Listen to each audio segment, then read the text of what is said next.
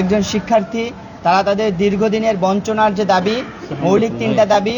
এক নম্বর হচ্ছে দ্বিতীয় ক্যাম্পাসের দ্বিতীয় ধাপের কাজ সেনাবাহিনীর কাছে হস্তান্তর করা, জগন্নাথ বিশ্ববিদ্যালয়ের শিক্ষার্থীদের জন্য বরাদ্দকৃত 20 কোটি টাকা দিয়ে 1600 শিক্ষার্থীর জন্য এই বছরের জন্য অস্থায়ী আবাসন নির্মাণ করা এবং বিশ্ববিদ্যালয়ের মেডিকেল সেন্টারে একজন ডাক্তার এবং একজন টেকনিশিয়ান নিয়োগ দেওয়ার দাবিতে তারা যে অবস্থান করেছিল, এখানে ছাত্রদল সন্ত্রাসী হামলা করে এবং এই হামলায় জগন্নাথ বিশ্ববিদ্যালয়ের 70+ শিক্ষার্থী আহত হয়।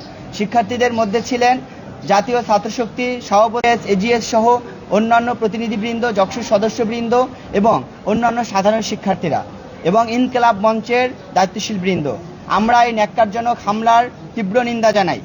আমরা ওই দিন সহনশীলতার পরিচয় দিয়েছি এবং উপাচার্য মহোদয় আমাদেরকে বলেছিলেন ধৈর্যশীল হতে এবং পরিস্থিতি যাতে ঘোলাটি না হয় এদিকে খেয়াল রাখতে। আমরা যথাযথভাবে আমরা শান্তি শৃঙ্খলা বজায় রেখে আমরা শিক্ষার্থীদের দাবিগুলো উত্থাপন ধৈর্যের পরিচয় দিয়েছি। আজ আমাদের পরবর্তী কর্মদিবস থাকায় আমরা জগন্নাথ বিশ্ববিদ্যালয় কেন্দ্রীয় শিক্ষার্থী সংসদ থেকে আমরা দুইটি বিষয় নিয়ে এখানে এসেছিলাম। এক নম্বর বিষয় হচ্ছে যকসুর পক্ষ থেকে জগন্নাথ বিশ্ববিদ্যালয় শিক্ষার্থীদের জন্য একটি অ্যাম্বুলেন্স উপহার দেওয়া, যেটি নির্বাচনের আগে থেকে আমাদের শিক্ষার্থীদের সাথে প্রতিশ্রুতি ছিল যে আমরা নির্বাচিত হলে শিক্ষার্থীদের জন্য একটা অ্যাম্বুলেন্স ম্যানেজ করে দেব। এটা বিশ্ববিদ্যালয় প্রশাসনকে হস্তান্তর করা। আমরা আপনাদের উপস্থিতিতে বিশ্ববিদ্যালয়ের ট্রেজারার, প্রক্টর, পরিবহন প্রশাসক এবং ছাত্রকল্যাণ সম্পাদক স্যারের হাতে আমরা এটা হস্তান্তর করেছি। আর 2 নম্বর বিষয় ছিল আমাদের গত পরশুদিন আমাদের উপরে যে ন্যাক্কারজনক হামলা হয়েছে তার বিচার নিশ্চিত করে তার যথাযথ পদক্ষেপ গ্রহণ করার জন্য স্মারকলিপি প্রদান করা। আমরা এখানে স্মারকলিপি প্রদান করেছি এবং আমরা বিশেষ কিছু দাবি জানিয়েছি। 1 নম্বর হচ্ছে যে সকল বহিরাগত অছাত্র এবং ছাত্ররা যারা এই হামলার সাথে জড়িত আছে বিশ্ববিদ্যালয়ের সকল সিসিটিভি ফুটেজ কালেক্ট করে তাদের বিচার নিশ্চিত করতে হবে।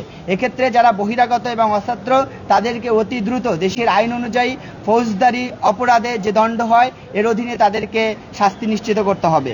আরেকটা বিষয় ছিল ক্যাম্পাসে সকল শিক্ষার্থীদের নিরাপত্তা নিশ্চিত করতে হবে এবং ভবিষ্যতে যাতে কোনো ধরনের দুর্ঘটনা না ঘটে এই জন্য ক্যাম্পাসে একটা কোড অফ কন্ডাক্ট তৈরি করা, যাতে করে শিক্ষার্থীরা তাদের শান্তিপূর্ণভাবে ক্যাম্পাসে অবস্থান করতে পারে। আজকে আপনাদের সবার অবস্থানের জন্য, আগমনের জন্য আমরা আপনাদের সবাইকে ধন্যবাদ জানাচ্ছি এবং আমরা প্রশাসনকে 3 দিন সময় দিয়েছি। প্রশাসন যেহেতু বলেছে তারা নিরপেক্ষতার সাথে তদন্ত করে বিচার করবে, আমরা চাই তারা এই 3 দিনের ভিতরে বিচার নিশ্চিত করে তারা তাদের নিরপেক্ষতার পরিচয় নিশ্চিত করবে। ধন্যবাদ সবাইকে। আসসালামু আলাইকুম।